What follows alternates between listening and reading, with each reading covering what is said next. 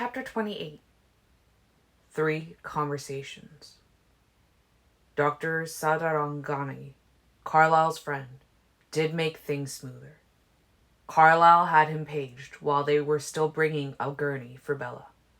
It only took minutes for Dr. Sadarangani to get Bella started on her first transfusion. Once she was receiving blood, Carlyle relaxed.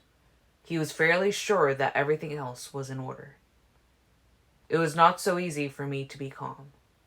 Of course, I trusted Carlyle, and Dr. Sadarangani seemed competent.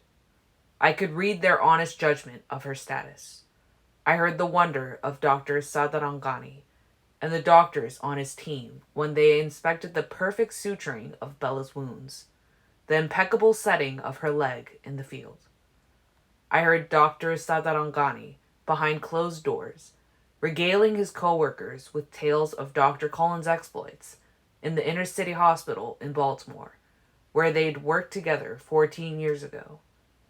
I heard the surprise he voiced at Carlyle's unchanged appearance, and his silent suspicions that, despite Carlyle's claims that the cool, humid air of the Pacific Northwest was a natural fountain of youth, Carlyle had been experimenting in plastics.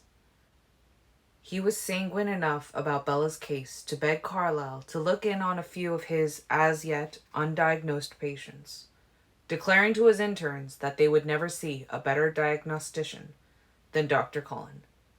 And Carlyle was confident enough in her condition that he agreed to go help others. But this wasn't life or death for either of them the way it was for me. That was my life on the gurney. My life. Pale and unresponsive, covered in tubes and tape and plaster. I kept myself together as best I could. As the attending physician, Dr. Sadarangani had made the first call to Charlie, which was painful to listen to. Carlyle quickly took over for him and explained the fictional version of what he and I were doing here as succinctly as possible, assured Charlie that everything was going well, and promised to call soon with more information. I could hear the panic in Charlie's voice, and was sure that he was no more persuaded than I. It didn't take very long before Bella was presumed in stable condition and placed in a recovery room. Alice hadn't even returned from her errands. The new blood pulsing through Bella's body altered her scent in a way I should have anticipated, but it took me by surprise. While I was aware of a significant lessening of my thirst pain, I didn't enjoy the change. This strange blood seemed an interloper, alien. It wasn't part of her, and I resented the intrusion, irrational as that was. Her scent would begin to return in just 24 hours, before she'd even woken up. But she would not entirely replace that which was lost for many weeks. Regardless, this brief distortion was too strong a reminder that, at some point in the future, the scent that had compelled me for so long would be lost to me forever. Everything had been done that could be done. Now there was nothing left but the waiting. During the interminable lull, there were a few things that could hold my attention. I updated Esme. Alice returned, but left quickly when she saw that I would rather be alone. I stared through the east-facing window at a busy road and a few modest skyscrapers. I listened to the steady beat of her heart to stay sane. A few conversations, however, had some significance for me. Carlyle waited until he was in Bella's room with me to call Charlie again. He knew I would want to listen. "Hello, Charlie." "Carlyle, what's happening?" "She's had a transfusion and an MRI. Things look very good so far. It doesn't appear there are any internal injuries we missed." "Can I talk to her?" "They're keeping her sedated for a while. It's perfectly normal. She would be in too much pain if she were awake." I winced while Carlyle continued. "She needs to heal for a few days." Are you sure everything is okay? I promise you, Charlie. I will tell you the moment there is something to worry about. She really is going to be fine. She'll be on crutches for a while, but other than that, she'll be back to normal. Thank you, Carlisle. I'm so glad you were there. So am I. I know this must be putting you out. Don't even mention it, Charlie. I'm only too happy to stay with Bella till she's ready to come home. I'll admit, that does make me feel a lot better. Will Edward be staying too? I mean, with school and everything. He's already spoken with his teachers, Carlisle said, though actually Alice was the one who would set everything up. And they're letting him work remotely. He's keeping track of Bella's homework, too, though I'm sure the teachers will cut her a break. Carlisle pitched his voice a bit lower. He is gutted about all this, you know? I'm not sure I understand. Edward talked you into going all the way to Phoenix? Yes. He was extremely concerned when Bella left. He felt responsible. He thought he had to put it right. What even happened? Charlie asked, sounding bewildered. 1 minute, everything is normal, and then Bella is shrieking about liking your boy, and that being a problem, and then she's running out in the middle of the night? Did you get anything coherent out of yours? Yes. We had time to discuss everything on the way here. I guess Edward told Bella how much he cares for her. He said at first she seemed happy, but then something clearly started to bother her. She got upset and wanted to go home. When they got there, she told him to go away. Yeah, I was there for that. Edward still doesn't understand what it was all about. They didn't have a chance to talk before. Charlie sighed. That part I get. It's some complicated stuff with her mother. She was overreacting just a little, I think. I'm sure she had her reasons. Charlie harumphed uncomfortably. But what do you think about all this, Carlisle?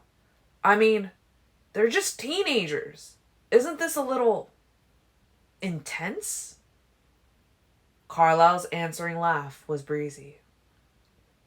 Don't you remember being 17?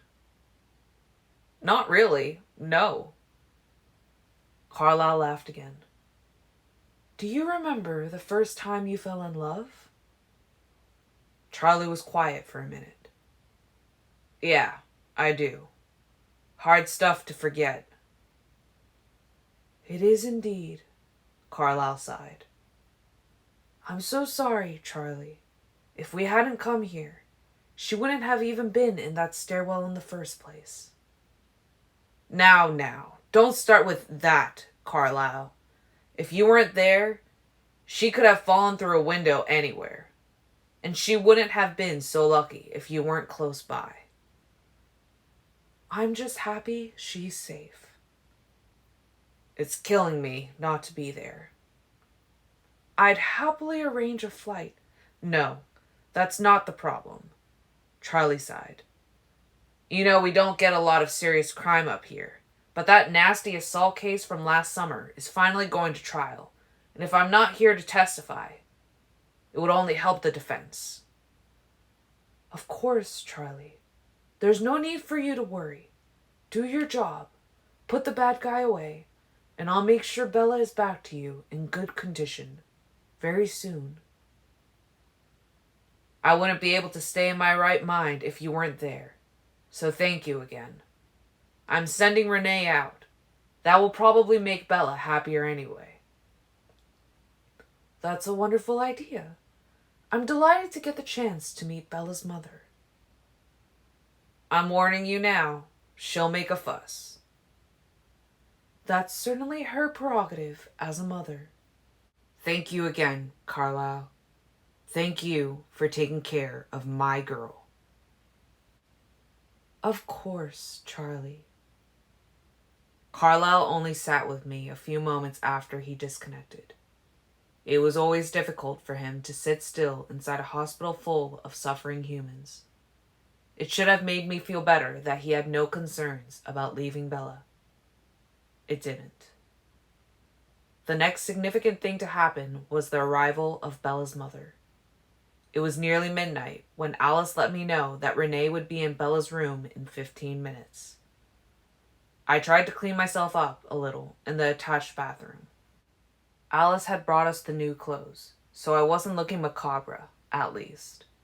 Fortunately, by the time I'd thought to check, my eyes were back to normal. A dark ochre. Not that a small ring of red would have been so noticeable with everything else that was going on. I just didn't want to see it myself. Done with that, I went back to brooding. I wondered if Bella's mother would hold me more responsible than her father had, if either of them had known the real story. My wallowing was abruptly interrupted by something unexpected. Something I'd never heard before, which was rare indeed. A voice so clear and strong that for a second, I thought someone had come in the room without my noticing. My daughter.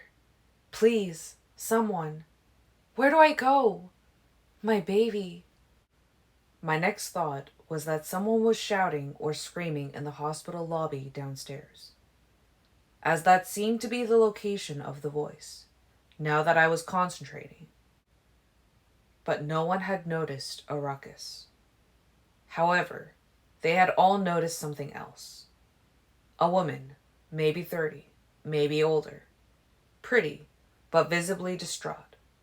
Her distress was eye-catching, conspicuous, though she stood quietly in an out-of-the-way corner, seeming unsure. Several orderlies and 2 nurses with places to be paused to see what she needed. It was obviously Bella's mother. I had seen her in Charlie's mind, and she bore a striking resemblance to her daughter. I had thought Charlie's memory was of Renee as a younger woman, but it could also have been more current. She hadn't aged much. I guessed that she and Bella would often be mistaken for sisters. I'm looking for my daughter. She came in this afternoon. She was in an accident. She fell through a window. Renee's physical voice was perfectly normal, similar to, but a little higher pitched than Bella's own. Her mental voice, however, was piercing. It was fascinating to watch how the other minds responded.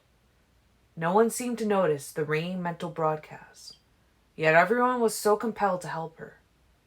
Somehow, they were picking up on her need and unable to ignore it. I listened, mesmerized by the interplay between her mind and theirs. An orderly and a nurse led her through the halls, towing her small bag for her, anxious to help.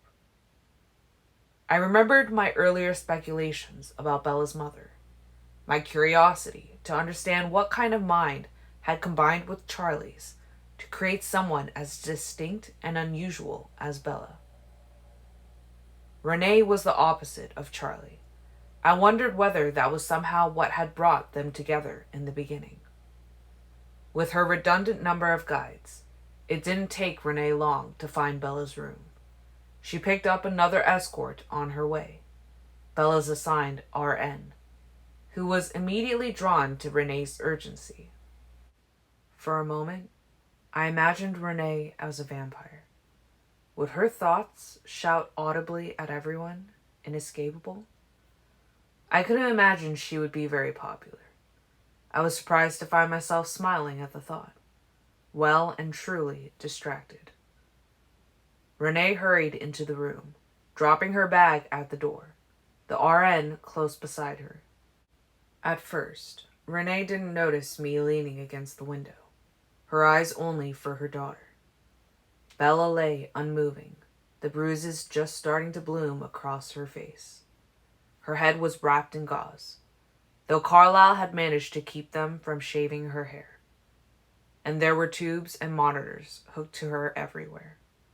Her broken leg was casted from toes to thigh and elevated on a contoured foam support. Bella, oh baby, look at you. Oh no. Another similarity to Bella. Renee's blood was sweet. Not in the same way as Bella's. Renee's was too sweet, almost cloying. It was an interesting, if not entirely appealing, fragrance. I'd never noticed anything unusual about Charlie's scent, but combined with Renee's, it had made for something potent. She's sedated, the RN said quickly, as Renee approached the bed, hands outstretched. She'll be out for a bit, but you'll be able to talk to her in a few days. Can I touch her? It was a whisper and a shout. Sure. You can pat her arm right there if you like. Just be gentle. Renee stood by her daughter and rested 2 fingers lightly against Bella's forearm. Tears started to cascade down Renee's cheeks, and the RN put a motherly arm around her. It was hard for me to hold my place. I wanted to comfort her, too. I'm so sorry, baby. I'm so sorry. There, honey. She's gonna be fine, all right? That pretty doctor stitched her up as neat as I've ever seen. You don't need to cry, hun. Why don't you come sit over here and relax? It was a long flight, I bet. You came in from Georgia? Renee sniffed. Florida. You must be exhausted. Your daughter's not going anywhere, and she's not doing any tricks, either. Why don't you try to get some sleep, hun? Renee let herself be led toward the blue vinyl recliner in the corner of the room. Do you need anything? We've got some toiletries at the counter if you want to freshen up.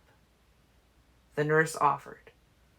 She was a grandmotherly type, with long gray hair rolled into a bun on top of her head. Her name tag said Gloria. I'd met her earlier and not noticed her much, but I found myself feeling fondly toward her now. Was that for her kindness? Or was I reacting to Renee's appreciation? What a strange thing it was, being near someone who projected, apparently totally unconsciously, her thoughts this way. I supposed it was a little like Jasper, though rough and unsophisticated in comparison. And it wasn't emotional projection. It was definitely her thoughts. Only I was aware I was hearing them. This gave new dimension to what Bella's life with her mother must have been. No wonder she had been so protective, so nurturing. No wonder she'd given up her childhood to take care of this woman. I've got my things. Renee nodded tiredly to the small suitcase in the doorway. I was feeling a bit like an elephant in the room. Neither of them had noticed me yet, though I was quite obvious. The lights were dimmed for nighttime, but still bright enough for the nurses to do their work. I decided to announce my presence. Let me get that for you. I moved quickly to place her bag on a small counter, convenient to the recliner. Like Charlie's, Renee's first reaction was a sudden spike of fear and adrenaline. She shook that off quickly, assuming she was just overtired and my unexpected movement had startled her. I'm so jumpy. But who could this be? Is this the pretty doctor? He looks too young. Oh, hey there, son, Gloria said, a little disapproving. She had had time to grow used to both Carlisle and me.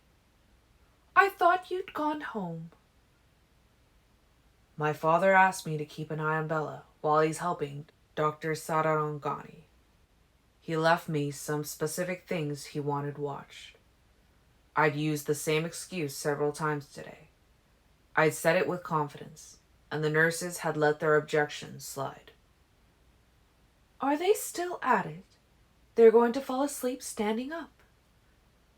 Of course, Dr. Sadarangani had long ago headed home, but he'd introduced Carlyle to the hematologist on the night shift, and Carlyle was off consulting on some of the more difficult cases. Bella's mother was broadcasting her confusion. Gloria jumped in to make the introductions. This is Dr. Cullen's son. Dr. Cullen is the one who saved your daughter's life. This is the boyfriend? Oh boy, Bella doesn't stand a chance. I only have the one recliner, honey, Gloria said, and I think Mrs. Dwyer needs it more than you. Of course, I slept earlier. I'm perfectly comfortable standing. It's very late. I want to talk to him. It's fine, Renee said out loud. I'd like to hear about the accident, if it's okay. We'll be very quiet. I wanted to laugh at that. Of course. I'll just do my rounds and check in later on. Try to get some rest, hun. I smiled as warmly as I could at the woman, and she softened a little. Poor kid. He's really worried. Won't hurt anything if he stays, especially with the mom here. I walked over to Renee and held my hand out. She shook it weakly without standing, exhausted. She recoiled slightly from the chill. An echo of her earlier adrenaline rush washed through her. Oh, sorry. The AC is freezing in here. I'm Edward Cullen. I'm very glad to meet you, Mrs. Dwyer. I just wish it was under better circumstances. He sounds very mature. The room resonated with her approval. Call me Renee, she said automatically. I'm sorry. I'm not really myself. My, but he's handsome. Of course you're not. You should rest, as the nurse said. No, Renee objected quietly, in her physical voice, at least. Do you mind talking with me for just a minute? Of course not, I answered. I'm sure you have 1,000 questions. I picked up the molded plastic chair from beside Bella's bed and moved it closer to Renee. She didn't tell me about you, Renee announced. Her thoughts rang with hurt. I'm sorry. We haven't been dating for very long. Renee nodded and then sighed. I think it's my fault. Things have been stressful with Phil's schedule and, well, I haven't been the best listener. I'm sure she would have told you soon. And then, in the face of her self-doubt, I lied. I didn't tell my parents for a bit either. I think neither of us wanted to jinx things by speaking too soon. It's a little silly. Renee smiled. That's sweet. It's not silly. I smiled back. What a heartbreaking smile. Oh, I hope he's not playing with her. I found myself stumbling to reassure her. I'm so sorry about what happened. I feel horribly responsible, and I'd do anything to make it right. If I could trade places with her, I'd do it. Nothing but the truth there. She reached out to pat my arm. I was glad the sleeve was thick enough to conceal my skin's temperature. It's not your fault, Edward. I wished she were right. Charlie told me some of the story, but he was pretty confused, she said. I think we all were. Bella, too. I thought of that night, so innocent to begin with, all pleasure and happiness. How quickly everything had gone awry. I felt as though I was still trying to catch up. That's my fault, Renee said, suddenly miserable. I think I messed my girl up, for her to run away because she cares about you. That's all on me. No, don't think that. I knew how much it had hurt Bella to say those things to Charlie. I could imagine what she would feel to know her mother was taking this on herself. Bella's a very strong-willed person. She does what she wants. Anyway, she probably just needed some sun. Renee smiled a tiny bit at that. Maybe. Did you want to hear about the accident? No, I just said that to the nurse. Bella fell down some stairs. It's not that unusual. It was amazing how easily both of her parents accepted the story. The window was unfortunate. Very. I just wanted to get to know you a little. Bella wouldn't be acting this way if her feelings were mild. She's never cared seriously about anyone before. I'm not sure she knows what to do. I smiled at her again. She and I both. Sure, handsome, she thought doubtfully. He's very smooth. Be gentle with my baby, she ordered, more forceful. She feels things very deeply. I promise you, I will never do anything to hurt her. I said the words, and I meant them in the strongest way. I would give anything to keep Bella happy and safe, but I wasn't sure they were true. Because what would hurt Bella the most? I couldn't escape the truest answer. Pomegranate seeds and my underworld. Hadn't I just witnessed a brutal example of how badly my world could go wrong for her? And she was lying here broken because of it. Surely, keeping her with me would be the greatest hurt possible. He thinks he means it. Well, people get broken hearts, and then they recover. It's part of life. But then she thought of Charlie's face, and was uneasy. I can't think. I'm so tired. It will all make sense in the morning. You should sleep. It's very late in Florida. I could hear how distorted with pain my voice had become, but she didn't know my voice that well. She nodded, eyes drooping. Wake me up if she needs anything? Yes, I will. She nestled into her uncomfortable chair and was quickly unconscious. I moved my chair back to Bella's side. It was strange to see her so still in sleep. I wished more than anything that she would start mumbling something from her dreams. I wondered whether I was there with her, in the dark. I didn't know if it was right to hope that I was. While I listened to mother and daughter breathe, I thought about Alice for the first time since she'd left me here alone. It was unlike her to give me this much space, no matter how desperate my mental state. I realized I'd been expecting her to check on Bella and me for some time now, and I could only guess one reason why she had avoided me instead.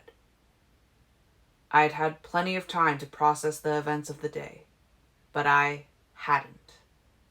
I just stared at Bella and wished fruitlessly that I'd been more, that I'd been better, that I'd found the right thing and stuck to it before this nightmare could have touched her. Now I realized there was something more I had to do. I knew it would be painful, but also that it would not be painful enough. I deserved worse.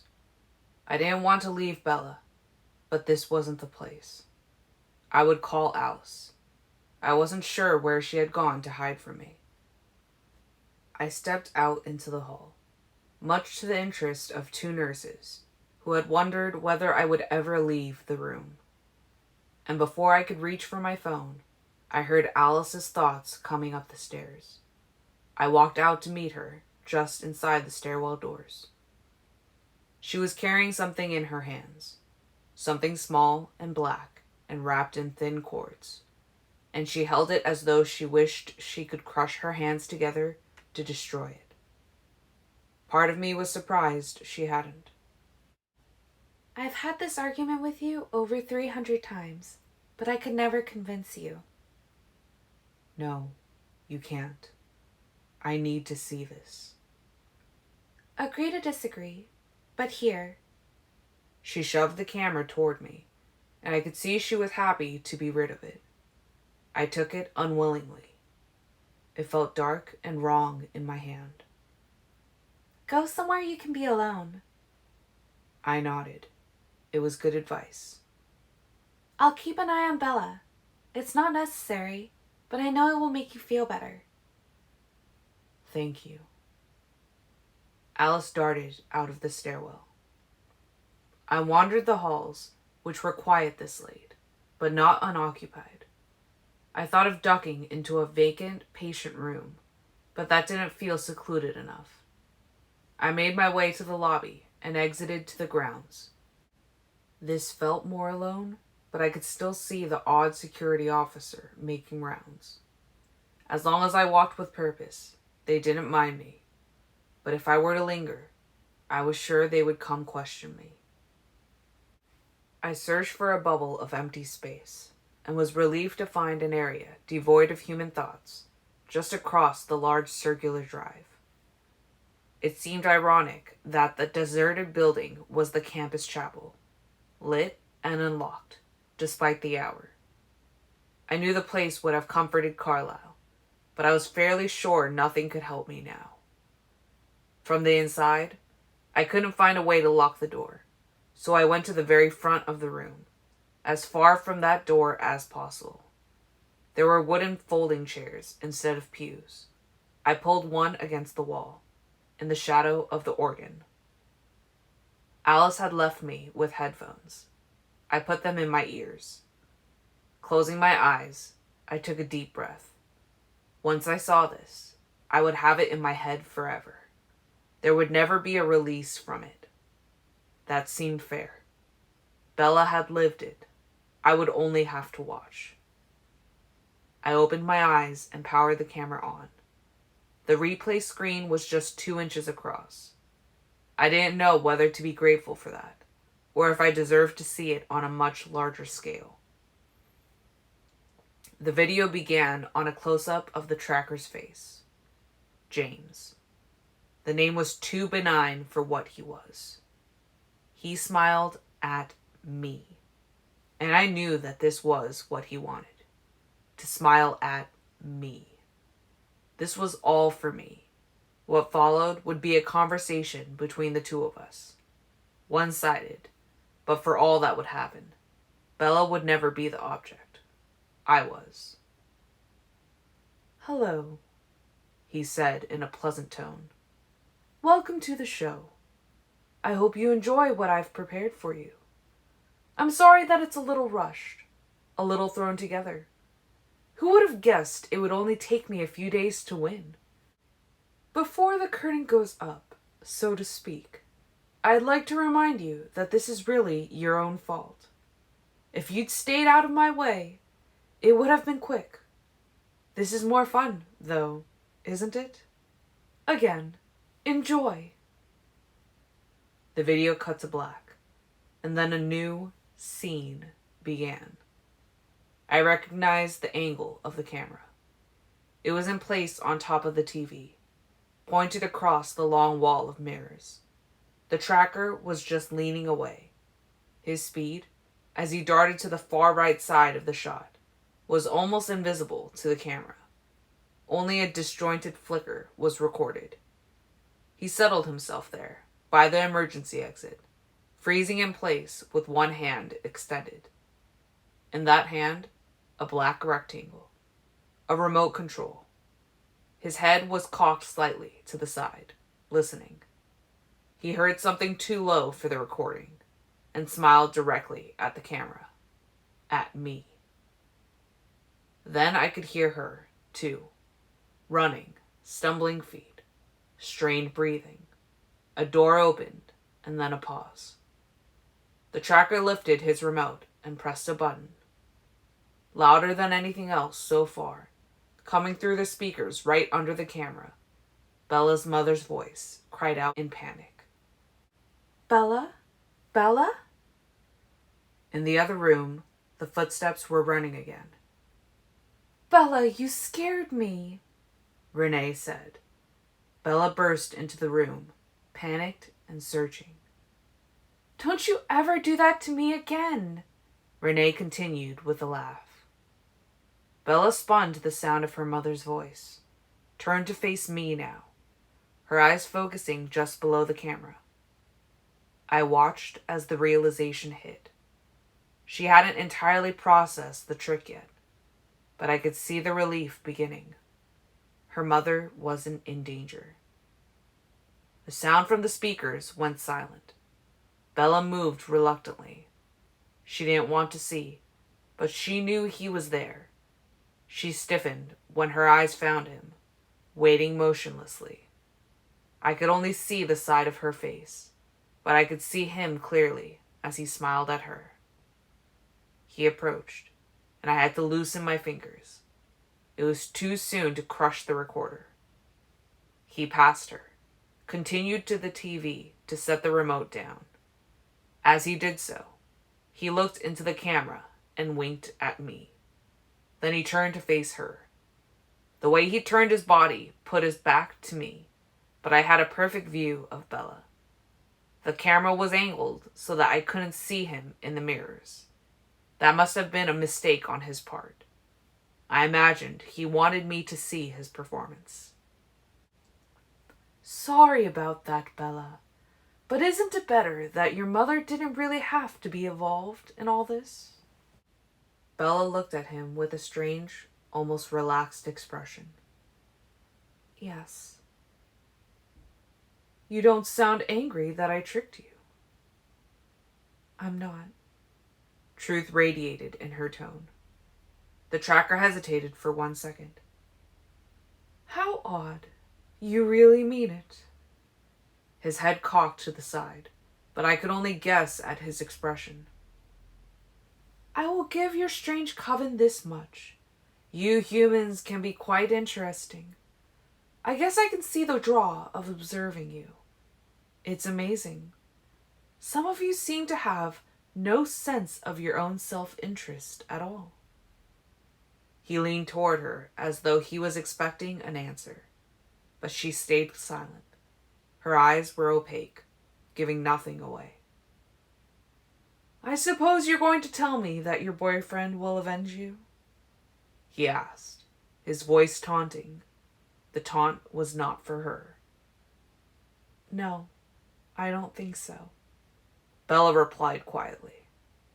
At least, I asked him not to. And what was his reply to that? I don't know. I left him a letter. Please, please, don't come after him.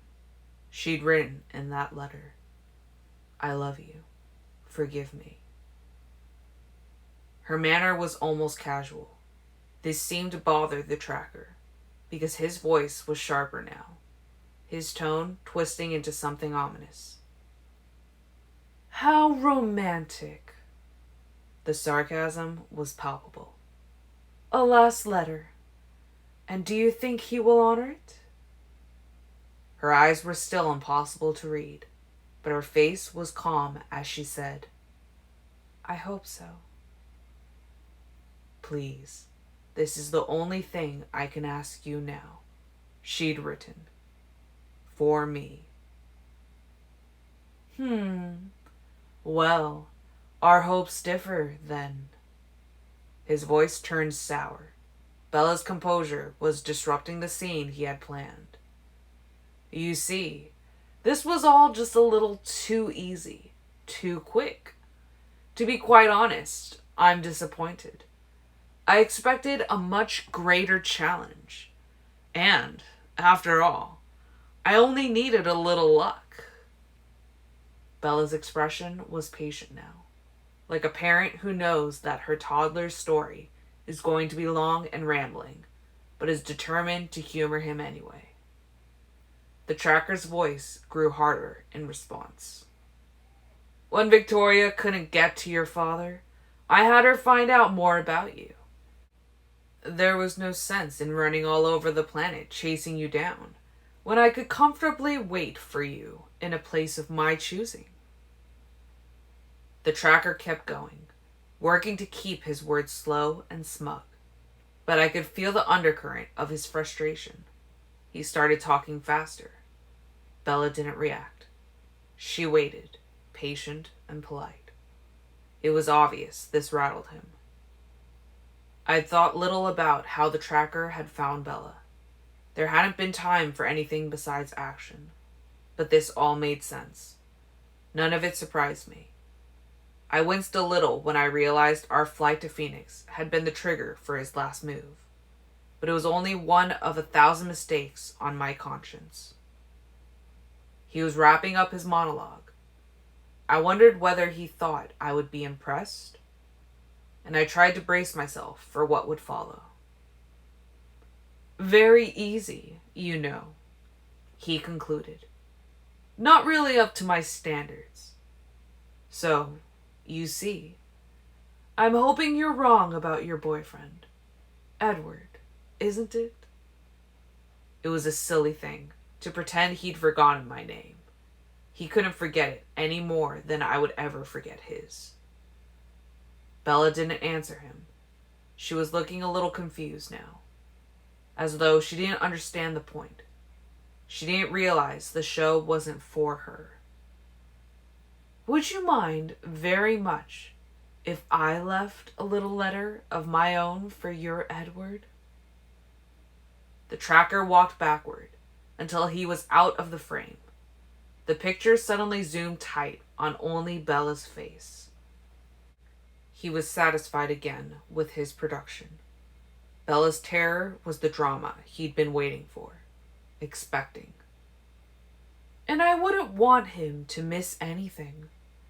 It was all for him, of course. You're simply a human, who unfortunately was in the wrong place, at the wrong time, and indisputably running with the wrong crowd, I might add. He stepped into frame again, moving closer to her. His smile was twisted in the mirrors.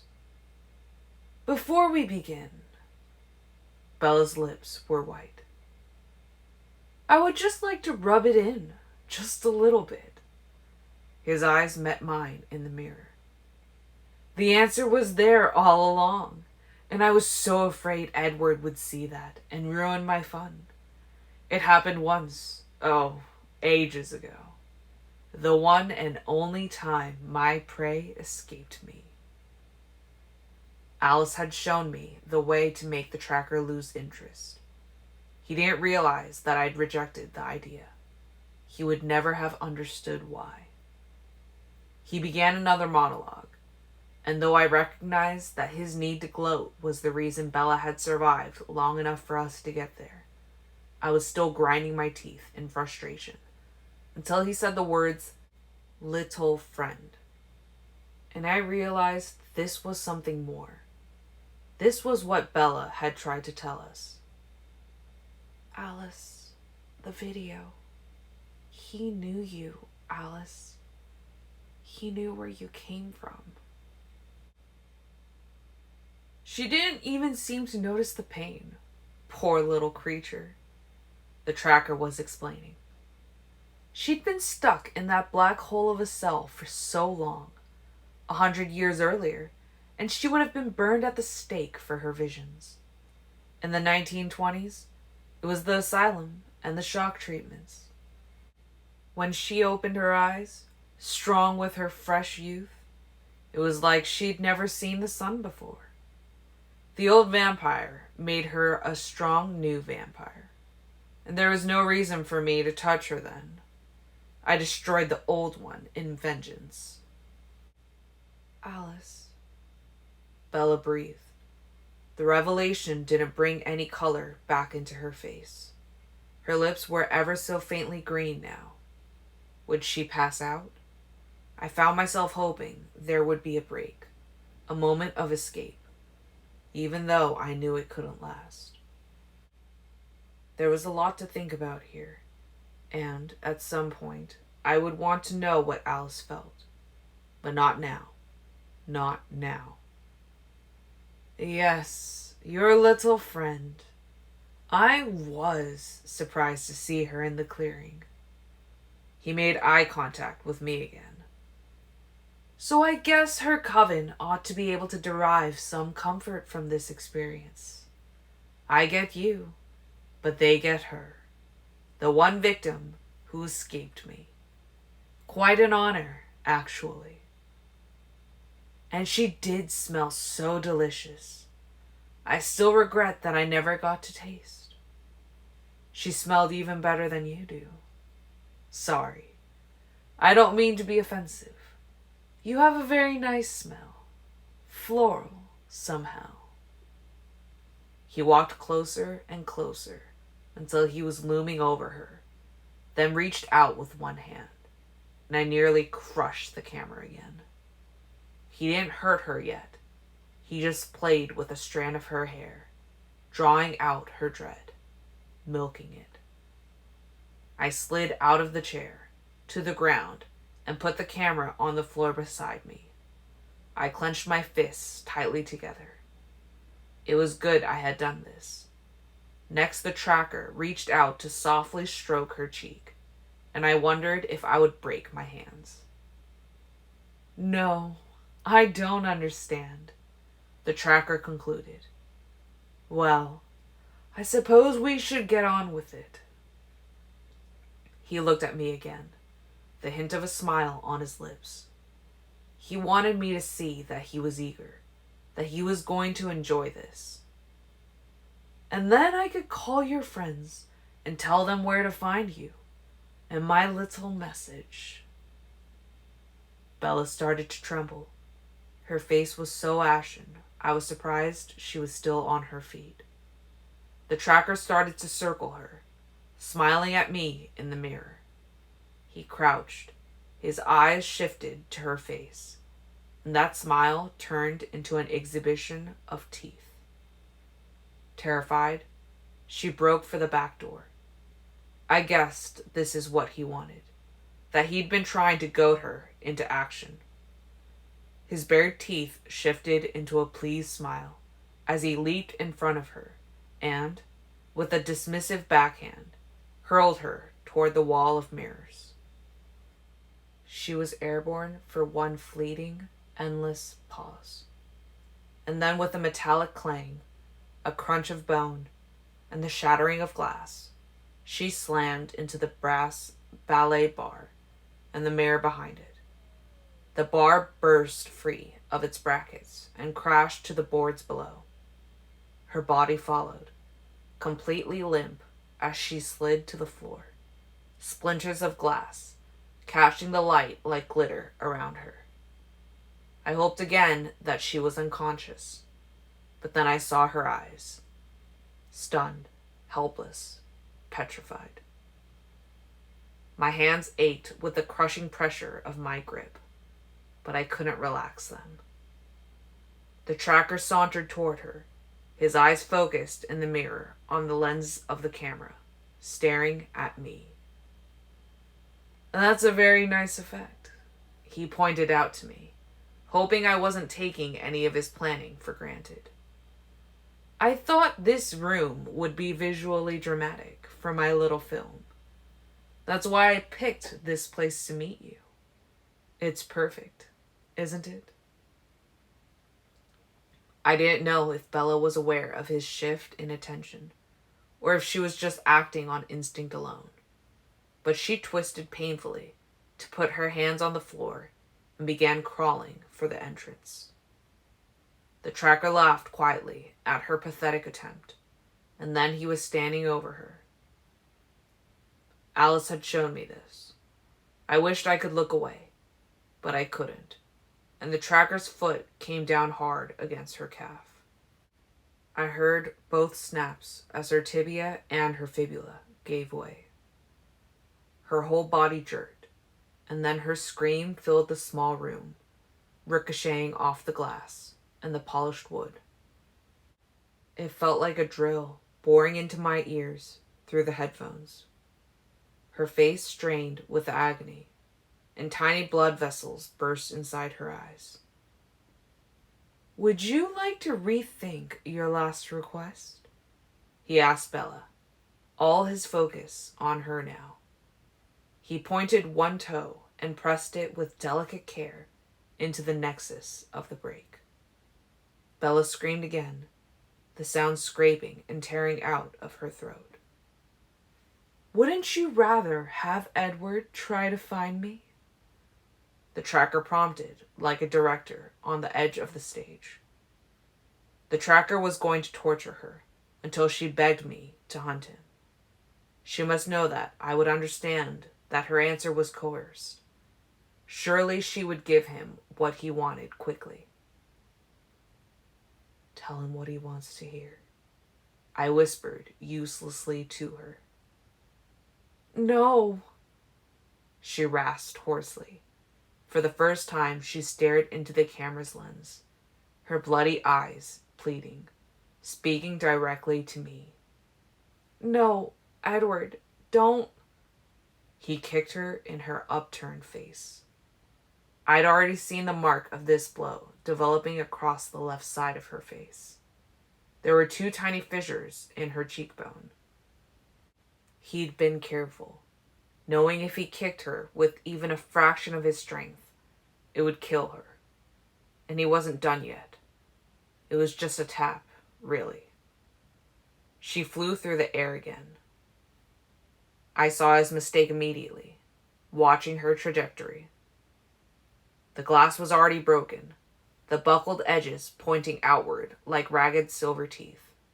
Her head hit nearly the same spot as before, but this time the glass teeth ripped into her scalp as gravity pulled her down to the floor. The sound of her skin giving way was impossible to miss. He turned to watch, and in the mirror I saw his expression tighten when he realized what he'd done. Blood was already seeping through her hair, trickling in crimson threads down the sides of her face, rolling down her neck and pooling in the hollows above her collarbones.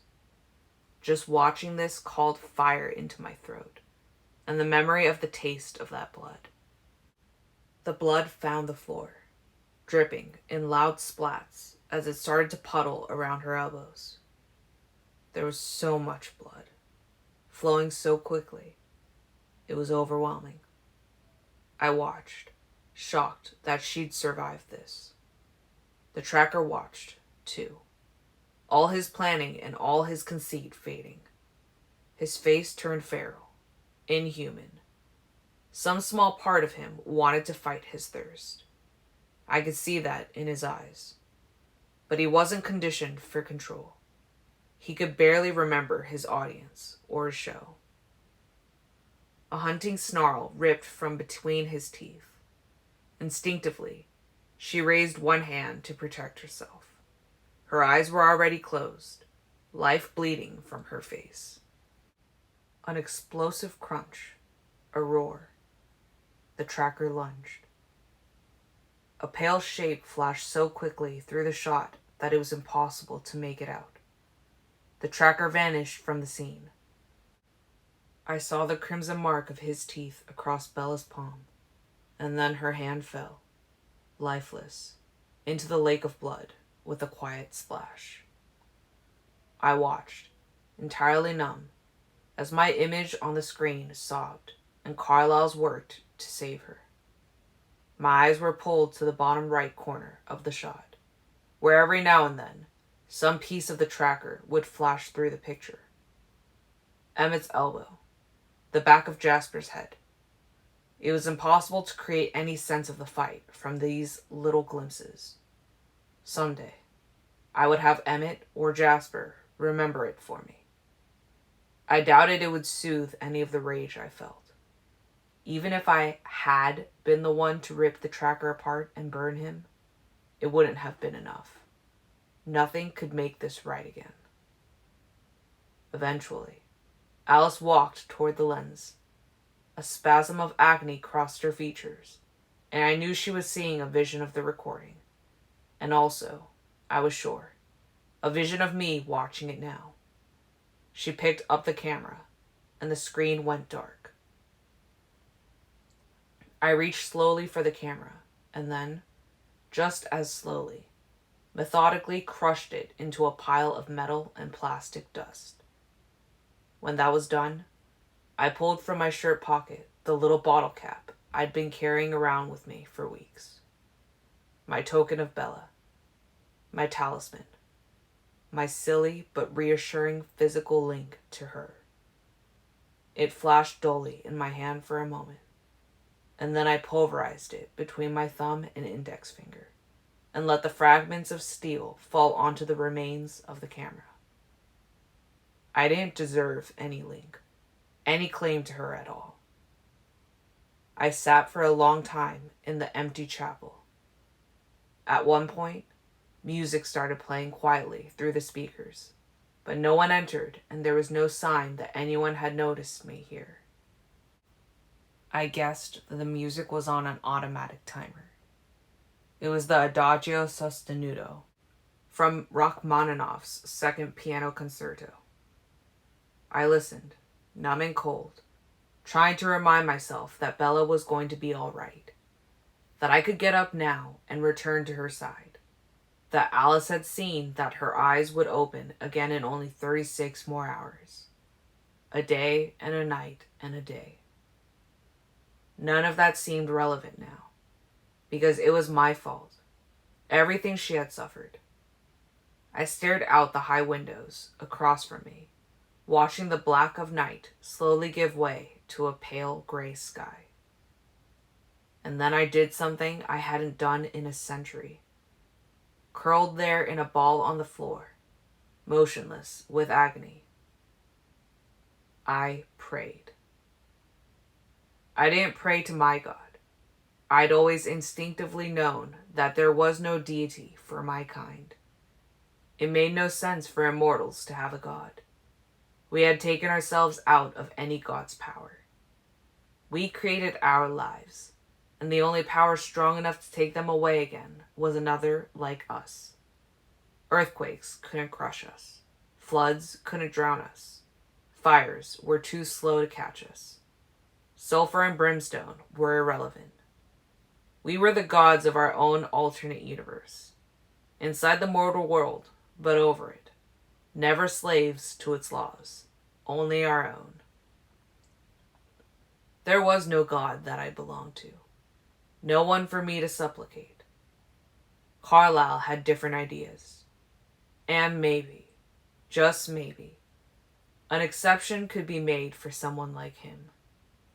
But I wasn't like him. I was stained like all the rest of our kind. Instead, I prayed to her God. Because if there was some higher benevolent power in her universe, then surely, he or she or it would have to be concerned about this bravest and kindest daughter. If not, there was really no purpose to any such entity. I had to believe she mattered to that distant God, if one existed at all. So I prayed to her God for the strength I would need. I knew I wasn't strong enough in myself. The power would have to come from the outside. With perfect clarity, I recalled Alice's visions of Bella abandoned, her bleak, shadowed, empty, hollow face, her pain and her nightmares. I'd never been able to imagine my resolve not breaking, not caving to the knowledge of her grief. I couldn't imagine it now, but I would have to do it. I had to learn the strength. I prayed to her God with all the anguish of my damned lost soul that he or she or it would help me protect Bella from myself.